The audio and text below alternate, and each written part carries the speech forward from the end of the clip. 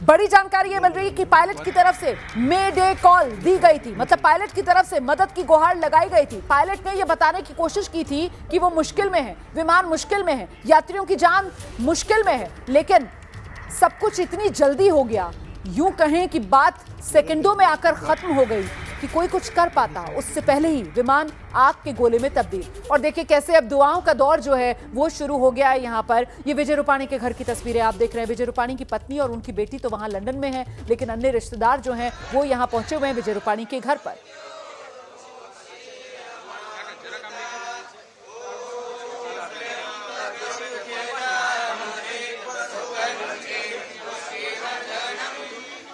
तो ये राजकोट की तस्वीरें आप देख रहे हैं। आप जानते हैं मूलतः राजकोट के रहने वाले विजय रूपाणी और विजय भाई रूपाणी के घर पर उनके परिवार के अन्य लोग, रिश्तेदार वो जुटे हुए हैं और वहां पर प्रार्थना की जा रही है, पूजा अर्चना की जा रही है। ये बेहद दुखद खबर है। वो 230 यात्री जो इस विमान में सवार थे, उनमें एक गुजरात के पूर्व मुख्यमंत्री विजय भाई रूपाणी भी सवार थे और विजय भाई रूपाणी भी इस विमान में उस वक्त मौजूद जब ये विमान दुर्घटनाग्रस्त हुआ है। ऐसे में अभी तक विजय भाई रूपाणी को लेकर किसी तरीके की कोई जानकारी सामने नहीं आई है। कुछ देर पहले अपने सहयोगी रौनक पटेल से जब हम बात कर रहे थे तो उन्होंने ये जानकारी साझा की कि अभी तक 80 यात्रियों को, उनके पास ये डिटेल है कि अभी तक 80 यात्रियों को सिविल अस्पताल लाया गया है, लेकिन वहां पर उनकी जो बात हुई है, सूत्रों के हवाले से जो जानकारी मिली है, उसमें विजय भाई रूपाणी के लाए जाने की अभी तक कोई खबर सामने नहीं आ पाई है।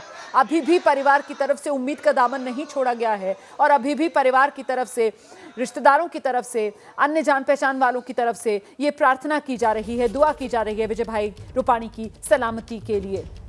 जाहिर सी बात है, उम्मीद का दामन कोई भी छोड़ना नहीं चाहता और ऐसे में हर कोई किसी ना किसी तरीके के करिश्मे की आस अभी भी कर रहा है कि शायद उनके अपनों की जिंदगी की डोर जो है वो बंध ही रह जाए। और इन्हीं दुआओं के साथ लोग पहुंच रहे हैं, कुछ तो बेहद बदहवास हालत में पहुंच रहे हैं अपनों को ढूंढने के लिए, अपनों को खोजने के लिए। जानकारी उनके पास यही है कि विमान दुर्घटनाग्रस्त हुआ है और जो घायल है उनको सिविल अस्पताल लाया जा रहा है। इसी वजह से सिविल अस्पताल पर इस वक्त भीड़ बढ़ती हुई नजर आ रही है। और अच्छी बात यह है कि वहां जो प्राइवेट डॉक्टर्स हैं वो भी इस वक्त अहमदाबाद में सिविल अस्पताल पहुंच गए हैं। प्राइवेट डॉक्टर्स भी अपना फर्ज निभा रहे हैं।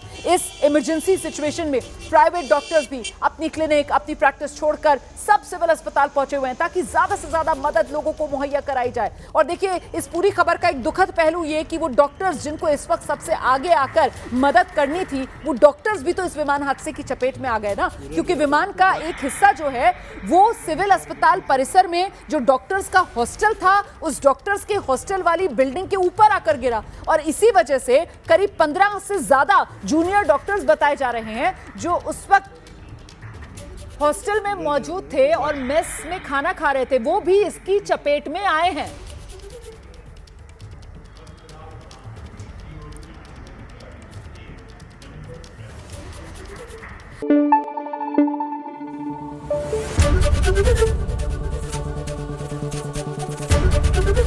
एबीपी न्यूज आपको रखे आगे।